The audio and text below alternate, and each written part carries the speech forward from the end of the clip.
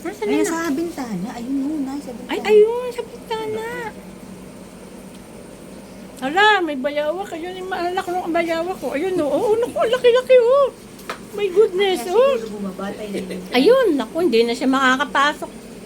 Hindi na sa magtatambay dyan. Mainit eh. Ay, oo. Kung bukas lang yun. Mainit na kasi bukas yung aircon. Pero may nabibili tayong duck. Hmm? Yung duck. Ayan, oh. Yung naka-ano. Naku, tas lumitaw diretso na din doon. yung May parang pole. bayawak na alaga namin. Ay, naku, lumabas na o bumaba na. Hindi ko alam kung babalik pa yon.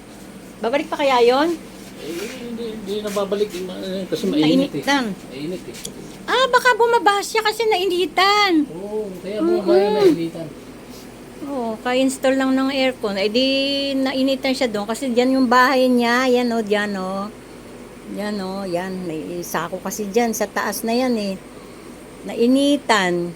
Kaya ayan, bumaba na siya. Baka hindi na siya bumalik dyan. Maghahanap na lang siya ng bagong bahay niya. Kawawa naman yung aming bayawak. Hindi na Kaya babalik. sinidikit, no? Yung diameter niyan, kailangan